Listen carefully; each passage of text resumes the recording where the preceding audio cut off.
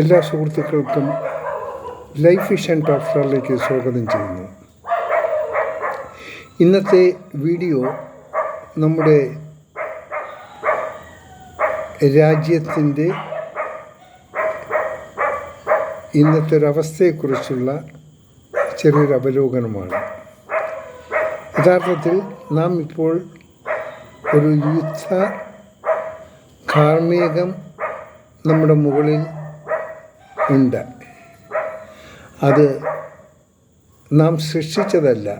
നമ്മുടെ അയൽരാജ്യമായ അല്ലെങ്കിൽ ഭീകരരാജ്യമായ പാകിസ്ഥാൻ കാരണം നമുക്കങ്ങനെ ഒരു സാഹചര്യം സൃഷ്ടിക്കേണ്ടി വന്നു.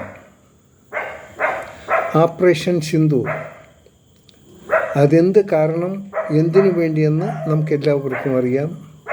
എന്തു തന്നെയായിരുന്നാലും വളരെ കർക്കശമായ പ്രതിരോധം നാം അതിനെ പ്രതിരോധിച്ചു. നമ്മളത് വിജയം കണ്ടെത്തി. യഥാർത്ഥത്തിൽ ഇപ്പോഴാണ് നമുക്ക് ശത്രുക്കളാര് സുഹൃത്തുക്കൾ ആരെന്ന് നമുക്ക് ഏതാണ്ട് ബോധ്യമാകുന്നത്. നമുക്കറിയാം, വളരെ നല്ലൊരു ബന്ധമായിരുന്നു നാം അമേരിക്കയുമായി ഉണ്ടാക്കിയത്. എന്നാൽ ഈ ഓപ്പറേഷൻ സിന്ദൂറിന് ശേഷം ആ ഒരു റിലേഷന് ചെറിയൊരു മാറ്റങ്ങൾ സംഭവിച്ചതായിട്ട് നമുക്കെല്ലാവർക്കും അറിയാം. ഒരു സന്തോഷകരമായ കാര്യം, അത് കുറച്ചുകൂടി അഡ്വാൻസായിട്ട് നമ്മുടെ ഭരണത്തിന് സാധിച്ചു. കാരണം നാം എന്താണ്, നമ്മുടെ ശക്തി എന്താണെന്ന് ലോകത്തിന് കാണിച്ചു കൊടുക്കാൻ സാധിച്ചത് നമ്മുടെ ഈ ഇടയ്ക്കുണ്ടായ ചെറിയൊരു സംഘർഷമായിരുന്നു. അതായത് പാകിസ്ഥാനുമായിട്ടുള്ളത്. അതായത് പാകിസ്ഥാനും അമേരിക്കയും മറ്റേത് രാജ്യക്കാരും പ്രതീക്ഷിച്ചതിൽ ഉപരിയായിട്ടുള്ള നമ്മുടെ സജ്ജീകരണങ്ങൾ, നമ്മുടെ ആയുധങ്ങൾ, അതിൻ്റെ എത്ര കണ്ട് അതിൻ്റെ ഓടിക്കളൻ്റെ എഫക്ട്സ് ഉണ്ടെന്നെല്ലാം എല്ലാ ലോകരാജ്യങ്ങൾക്കും മനസ്സിലായി. യഥാർത്ഥത്തിൽ നാം ഏതാണ്ട് ലോകത്തിൻ്റെ ശ്രദ്ധയിൽ നല്ലൊരു സ്ഥാനം നമുക്ക് കരസ്ഥമാക്കാൻ പറ്റി. നല്ലതാണ്. ഇനിയിപ്പോൾ ഇതിൻ്റെ പ്രധാനമായി നമുക്ക് പറയാനുള്ളത്, നമ്മുടെ അയൽ രാജ്യങ്ങൾ എല്ലാം ഒരു മോശമായ സാഹചര്യത്തിലാണ്. ആദ്യം ബംഗ്ലാദേശ്, സ്ഥിരമായൊരു ഗവൺമെൻറ് ഇല്ല. പാകിസ്ഥാൻ, കുത്തഴിഞ്ഞ ഭരണം. ഒപ്പം അഫ്ഗാനിസ്ഥാൻ, ഇപ്പോൾ അഫ്ഗാനിസ്ഥാനും ചൈനയും തമ്മിലുള്ളൊരു ചെറിയൊരു കോണ്ടാക്ട്സ് ലിങ്ക് ചെയ്തിരിക്കുകയാണ്. ദെൻ ഇപ്പുറത്ത് നേപ്പാൾ, ദെൻ ചൈന. ഇവരൊന്നും നമ്മളെ പ്രത്യക്ഷത്തിൽ സപ്പോർട്ട് ചെയ്യുന്നവരല്ല. നമുക്ക് എഗൻസ്റ്റായിട്ട് മൂവ് ചെയ്യാൻ ആഗ്രഹിക്കുന്നവരാണ്. എങ്കിൽ തന്നെയും നമ്മൾ അഡ്വാൻസായിട്ട് ഒരു രാജ്യത്തിലോട്ട് കടന്നു കയറി യുദ്ധം ചെയ്യാൻ നമ്മൾ ആഗ്രഹിക്കുന്നില്ല. കാരണം നാം ഡെവലപ്പ് ചെയ്തുകൊണ്ടിരിക്കുന്ന ഒരു രാജ്യമാണ്. നമ്മുടെ സുരക്ഷിതത്വം മാത്രമാണ് നാം ശ്രദ്ധിക്കേണ്ടത്. എന്നാൽ നമ്മുടെ സുരക്ഷിതത്വം നമ്മൾ ശ്രദ്ധിക്കുമ്പോൾ നമ്മളിപ്പോഴത്തെ ബഡ്ജറ്റിൽ നാം വകമാറ്റിയ എമൗണ്ട് യഥാർത്ഥത്തിൽ അതൊന്നും പോരാ. ഇനിയും അതിന് ഒട്ടനവധി ഈ ബോഡിക്കാൾ ഇൻവെസ്റ്റ്മെൻറ്റ് നമുക്ക് ചെയ്യേണ്ടിയിരിക്കുന്നു. ബട്ട് രാജ്യത്തിൻ്റെ പുരോഗതിയും നമ്മൾ കാൽക്കുലേറ്റ് ചെയ്യണം. ഡിഫൻസിൻ്റെ ഭാഗവും നമ്മൾ നോക്കേണ്ടിയിരിക്കുന്നു. അപ്പോൾ ഇതിൽ പ്രധാന ഭാഗം വരുന്നത് ജനങ്ങൾ, നമ്മളാണ് ശ്രദ്ധിക്കേണ്ടത്. കാരണം നമ്മുടെ ചിലവുകൾ കഴിയുന്നതും നമ്മൾ ചുരുക്കുക. ഒന്ന് മനസ്സിലാക്കേണ്ടത്, നമ്മൾ വീണ്ടും ഒരു യുദ്ധത്തിൽ ഏർപ്പെടുകയാണെങ്കിൽ ഏത് സമയത്തും ഇന്നത്തെ യുദ്ധമുറകൾ മുൻകാലങ്ങളെപ്പോലല്ല. ഇപ്പോഴെല്ലാം സാറ്റലൈറ്റ്സിൻ്റെ സഹായത്തോടു കൂടി കൺട്രോൾ ചെയ്യുന്ന ഡിവൈസസ് ഒക്കെ വെച്ചിട്ടുള്ള ആംഷാമിനേഷനുമാണ് ഇന്ന് യുദ്ധത്തിന് ഉപയോഗിക്കുന്നത്. ഇപ്പോൾ ഈ അതിർത്തി സംസ്ഥാനങ്ങളിൽ മാത്രമല്ല, ഇന്ത്യയുടെ ഏത് ഭാഗത്തും ഒരു ശത്രുവിൻ്റെ ആക്രമണം നമുക്ക് പ്രതീക്ഷിക്കാം. അതിനർത്ഥം ആക്രമിക്കണമെന്നൊന്നുമില്ല, ബട്ട് നമ്മൾ അലോട്ടായിരിക്കണം. നമ്മളിങ്ങേറ്റം തെക്കേറ്റാണെന്ന് കരുതിയിട്ട് കാര്യമൊന്നുമില്ല. കാര്യം നമ്മുടെ നെയ്ബേഴ്സിൽ ഈവൻ ഈ ശ്രീലങ്ക വരെ നാളെ നമുക്ക് എഗൻസ്റ്റായിട്ട് മാറിയേക്കാം. നമ്മളൊത്തിരി സഹായിക്കുന്നുണ്ട്, നമുക്കൊക്കെയാണ്. പക്ഷേ എങ്കിലും ഇപ്പോഴും നമുക്കറിയാൻ പറ്റാത്തതാണ് അമേരിക്കയിൽ നിന്ന് നമുക്ക് കിട്ടിയ ആ ഒരു എക്സ്പീരിയൻസ് വെച്ച് നാളെ നമ്മുടെ ശത്രുക്കളായി മാറുന്നത് നമ്മുടെ മിത്രങ്ങളായിരിക്കും. അതുകൊണ്ട് നമ്മളൊന്ന് ശ്രദ്ധിക്കണം.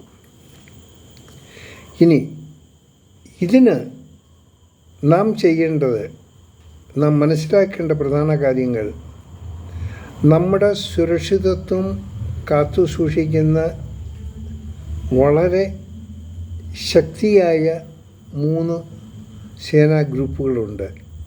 അവരെപ്പോഴും നമ്മുടെ സുരക്ഷിതത്തെ അവർ കാത്തു സൂക്ഷിക്കും. അപ്പോൾ അതിന് വേണ്ടത് ഈ നമ്മുടെ സേനാംഗങ്ങൾക്കും നമ്മുടെ ശാസ്ത്ര ലോകത്തിനും, പ്രത്യേകിച്ച് ഈ ഡിഫൻസ് കാര്യങ്ങൾ നോക്കുന്ന ശാസ്ത്രജ്ഞന്മാർക്കും വേണ്ടത് നമ്മുടെ സപ്പോർട്ടും നമ്മുടെ കരുത്തും നമ്മുടെ പ്രചോദനവുമാണ്. തീർച്ചയായിട്ടും അത് നമ്മിൽ നിന്നും ഉണ്ടാകും. പ്രധാനമായി ചിന്തിക്കേണ്ടത് നമ്മുടെ ഡിഫൻസിൻ്റെ ഡെവലപ്മെൻറ്റ്സിന് നാം ഒത്തിരി ശ്രദ്ധിക്കണം. അത് ശ്രദ്ധിക്കണമെങ്കിൽ നമ്മൾ കുഞ്ഞു ബിസിനസ് ചെയ്യുന്നവരായിരുന്നാലും വലിയ ബിസിനസ് ചെയ്യുന്ന എല്ലാവരും നമ്മളുടെ ഒരു വിഹിതം GST ഇങ്ങനെയൊക്കെയുള്ള ടാക്സിൻ്റെ മോഡൽ കൊടുക്കുന്നത് സമയാസമയങ്ങളിൽ കൊടുക്കുകയും അതിൽ നിന്നും ആയിരിക്കണം നമ്മുടെ ഡിഫൻസിനുണ്ടാകുന്ന എക്സ്പെൻസുകളെ മീറ്റ് ചെയ്യേണ്ടത്. നമ്മൾ അതിനു വേണ്ടി മറ്റൊരു രാജ്യത്ത് പോവുകയും ലോകബാങ്കിൽ നിന്ന് കടമെടുക്കേണ്ട അവസ്ഥ ഇനി നമുക്കുണ്ടാകരുത്. നമ്മൾ സെൽഫ് സഫീഷ്യൻ്റ് ആയിരിക്കണം.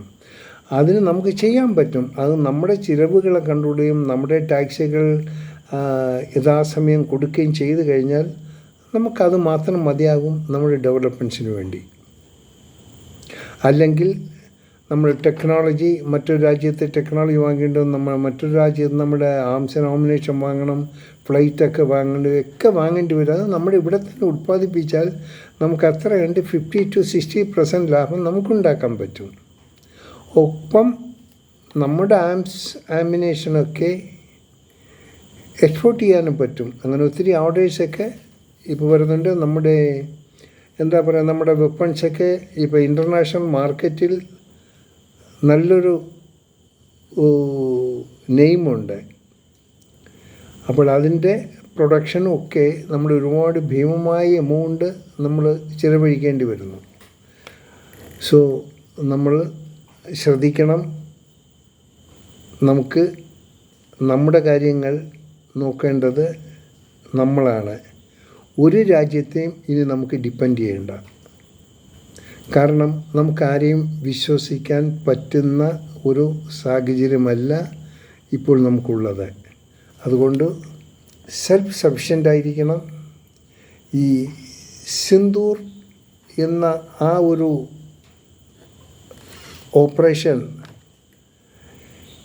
തീർന്നിട്ടില്ല. അത് തീരാൻ ഒരു പക്ഷേ കുറച്ച് സമയമെടുക്കും, ഒരു പക്ഷേ അതിന് മുമ്പേയും തീരാം. പക്ഷേ നമ്മൾ എപ്പോഴും അലേർട്ടായിരിക്കണം. നമ്മുടെ സേനകളും എപ്പോഴും അലേർട്ടാണ്. നമുക്ക് ഏറ്റവും കൂടുതൽ സന്തോഷമുള്ളൊരു കാര്യം, നമ്മുടെ ഒരു ഉറച്ച സർക്കാരുണ്ട്.